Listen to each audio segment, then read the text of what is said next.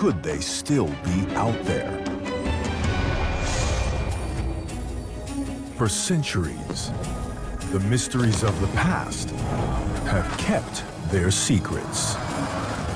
But there are clues cast in gold, etched in stone, written in blood. We can unlock them.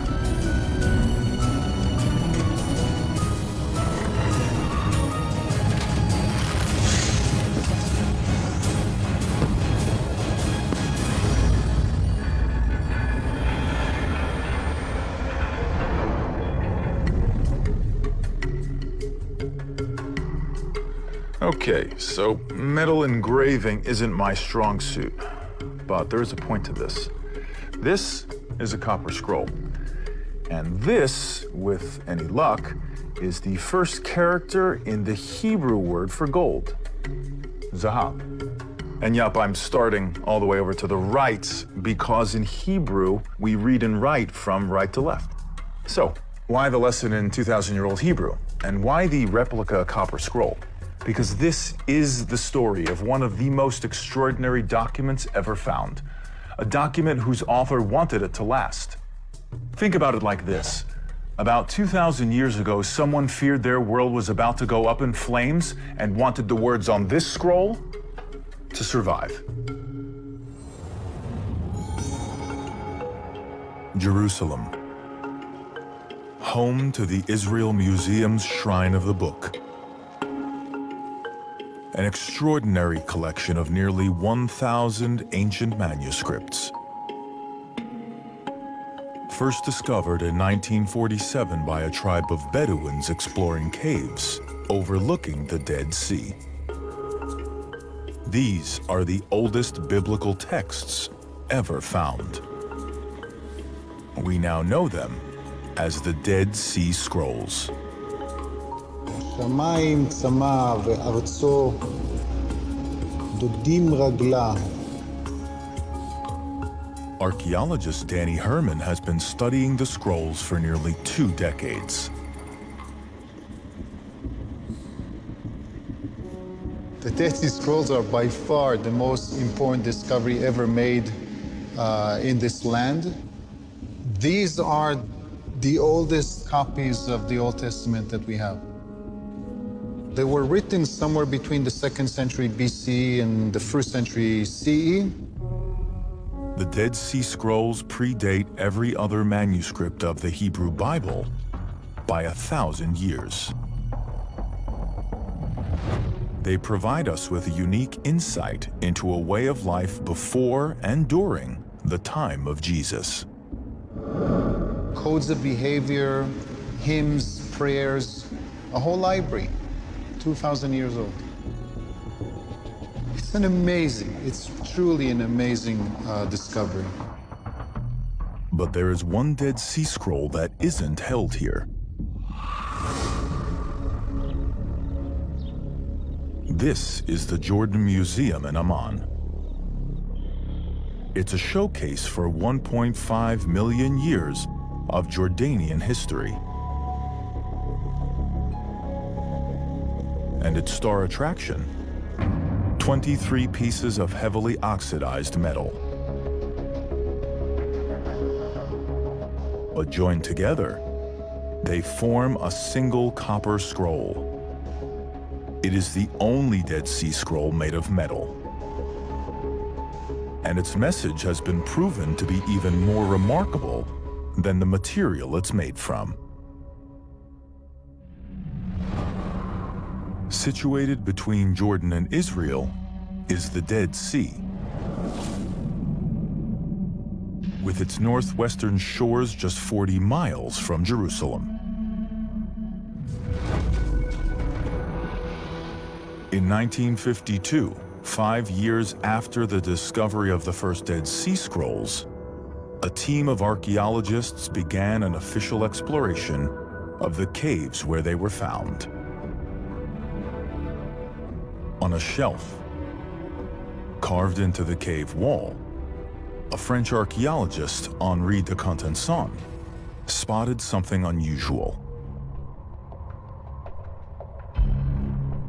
This was no ordinary scroll. Unlike every other Dead Sea Scroll found before, this one wasn't made from leather or parchment. It was made from metal. The scroll was so incredibly brittle that it took 4 years of careful preparation and conservation before it could be translated.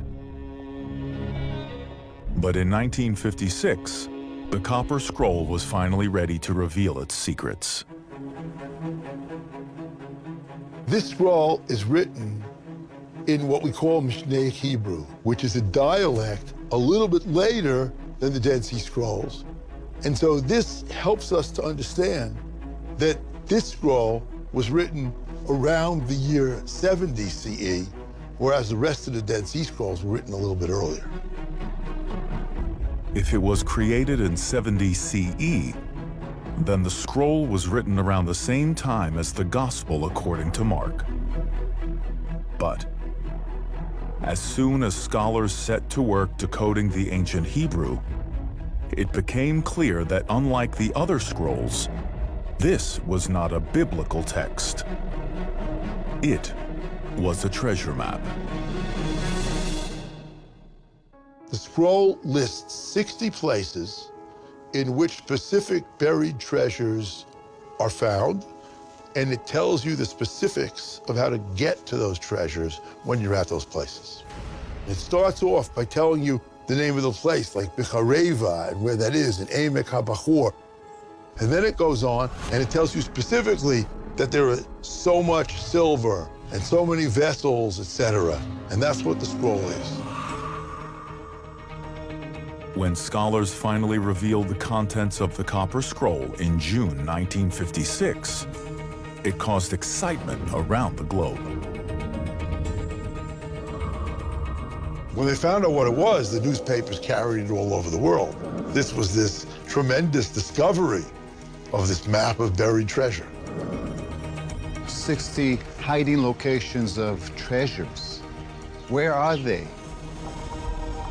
But many scholars raised doubts about the treasure map. The huge quantity of treasure listed was just too vast to be credible. The numbers and the amounts are so great that some people have said that actually if this text were literally true, the way they were translating it then, they would have 25% of the gold that existed in the world at that time held in this collection. At first, scholars assumed that the treasure was measured by an ancient weight called a talent, and 1 talent was equal to 70 pounds. But with nearly 5,000 talents of gold and silver listed, that meant the total hoard would have weighed close to 100 tons. Today, its value would have exceeded $3 billion. According to the text, whoever owned the treasure described would have a tremendously astronomical amount of gold and silver. But on re-examining the text, scholars noticed something. The Jewish symbol for a talent was actually very similar to the shorthand of another standard unit of measure, the karsh. And the karsh is 300 times lighter than a talent. Suddenly, $3 billion became several million. It certainly starts to become something that could be realistic, as opposed to these crazy exaggerated amounts. And it solves the problem of the treasure being an impossible one in terms of its size.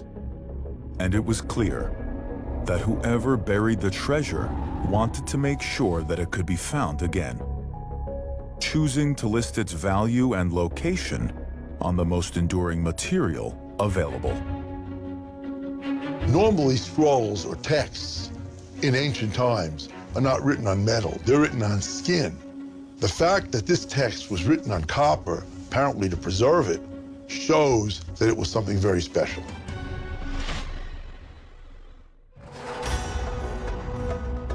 Scholars believe the copper scroll lists ancient treasures from Jerusalem's Second Temple. It was likely engraved at the time of the temple's destruction in 70 AD, when the army of future Emperor Titus of Rome cleaned out its treasury and razed it to the ground. Exactly how much treasure the Romans looted is unknown, but a clue can be found 1,500 miles away in Rome, Italy. The astonishing copper scroll. A treasure map written at the time of Jesus divided the academic world. While some believed it to be genuine, others were still convinced it must be fake. The skeptics pointed to the numerous spelling mistakes, a rarity in the other Dead Sea Scrolls, and not something you'd expect on a document of such apparent importance. Right here we have an example of the fact that the people who were asked to chisel this text, presumably based on a written copy, sometimes made mistakes. And here you have a word which means normally at the bottom of something, and they've added a letter that doesn't belong in the word. Professor Schiffman believes the mistakes are not due to clumsy forgers, but are the result of transcribing information onto a material that's notoriously difficult to work with. One of the problems they faced was that they were taking letter shapes which were designed to be written on skin with a stylus or something like that, or a pen, and they were putting them into metal with a chisel. Because of the chiseling, which is sort of the wrong technology for writing this alphabet, a lot of letters came out inexact. And as a result of that, we can't tell which letter it is. Most experts now agree that the mistakes are simply the inevitable consequence of writing a complex text using a hammer and chisel. They conclude the scroll is genuine, and that means the treasure must be real. Very unlikely that anybody would go to this whole trouble if they were just writing down some kind of a dream about treasures that they wish they owned and didn't own. Turning to the text, scholars started to see clues that might reveal where the treasure came from. It's pretty clear that this text in some way is connected to the priests, because you have mention of priestly vessels as well as garments that the priests wore. So it's pretty clear that we're talking about something that relates to priesthood and religious worship. In 70 CE, when the copper scroll is thought to have been written, great wealth and religion can point to just one place: Jerusalem. This is the Temple Mount, a focus for religious worship for almost 3,000 years. Around the time the copper scroll was created, this vast walled platform was dominated by one giant structure, the Second Temple. It was the centerpiece of a kingdom ruled by Herod the Great, a Jewish king, but under the rule of Rome. The Jewish temple in Jerusalem in the 1st century was a magnificent complex. It was the biggest shrine built in the whole Roman Empire at the time it was standing. Rising from the rubble of Solomon's first temple, once home to the Ark of the Covenant, Herod's second temple attracted millions of worshippers every year. The main activity was in front of it, where all the Jewish pilgrims would be sacrificing the animals with the assistance of the priests, an ongoing sacrificial activity, or in my terms, the biggest barbecue in the Mediterranean ever. And every single visitor was required to leave a donation in silver. Each one of them had to give half a shekel, which is about 7 grams of silver, to the temple, and many gave a lot more. In a little less than a century, Herod's temple accumulated a huge collection of gold and silver. Known as the temple treasures, many scholars now believe that these were the same treasures that were listed on the copper scroll. Literary evidence suggests the scroll was written during the time of the Jewish revolt against the Roman Empire. If there was ever a time to hide the temple treasures, this was it. Indeed, in 70 CE, the army of the future Emperor Titus of Rome cleaned out the treasury and razed the temple to the ground. Just how much treasure the Romans looted is unknown, but a clue can be found 1,500 miles away in Rome, Italy. This is the Arch of Titus. Built in 82 AD, it commemorates the Roman army's triumphant return from the siege of Jerusalem. It features an inscribed relief illustrating the army's spoils of war. Crucially, it depicts the golden menorah, the 7-branched candelabrum carried by Moses into the wilderness. It was the single most prized item of all the temple treasures. But were all its treasures lost? Or did the temple priests anticipate the siege and smuggle out some of its treasures before the Romans arrived? If so, could the copper scroll still preserve the exact location of over 60 separate hoards? As far as we can judge, these priests created a sort of treasure map so that eventually it would be possible to recover these treasures. To date, no genuine copper scroll treasures have ever been discovered. Their absence is puzzling, but a solution to the mystery may have been found. In the form of a ghost inscription.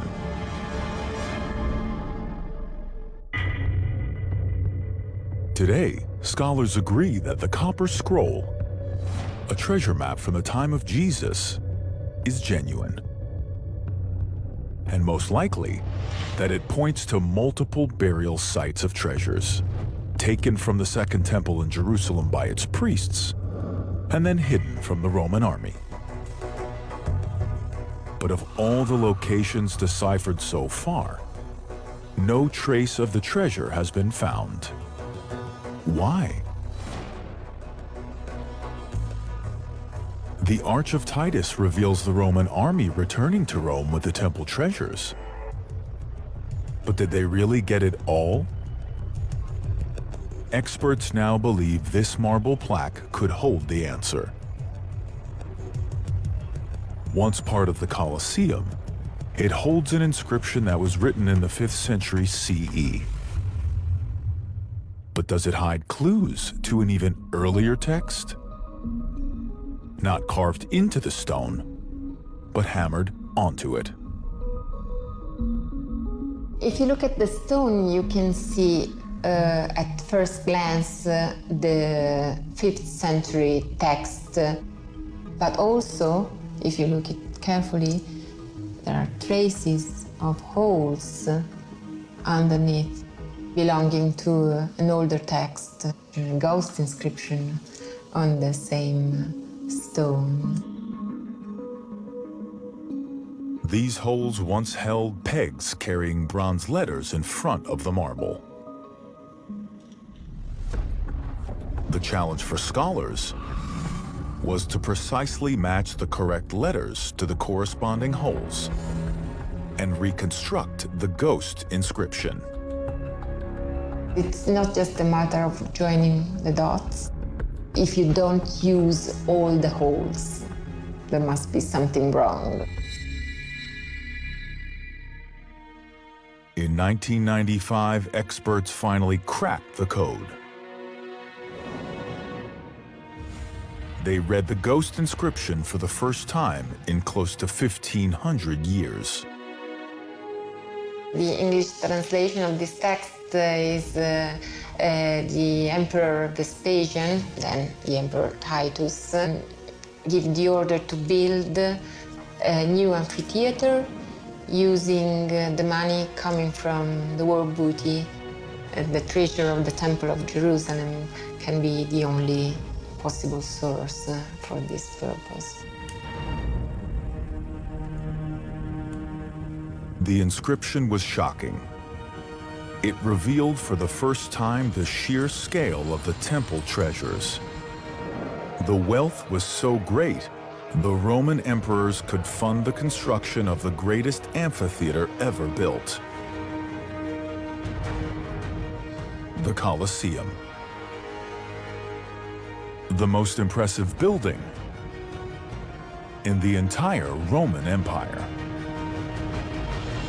It is the first original record that we have about the building of the Colosseum with the Jewish money. So it's important for the history of the Roman Empire and for the history of the Jews as well. The Colosseum was just one part of a massive building program that took place in Rome after the siege of Jerusalem.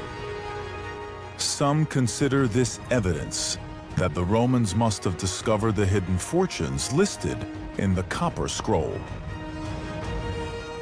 But there are many who are equally convinced that some of the treasure is still out there. Could it be waiting to be found? I do truly believe this is a depiction of real treasures, and they were hidden. And maybe some of it, one of those treasures, are still hidden and waiting to be exposed. If he is right, then the treasures listed in the copper scroll evaded the marauding Romans. And the scroll succeeded in the very job it was designed to do. There was a very quick economic and social, cultural recovery after the war with Rome. My assumption is that if these treasures were real, they may have been recovered by the people who hid them and used for good purposes for the recovery of the Jewish people.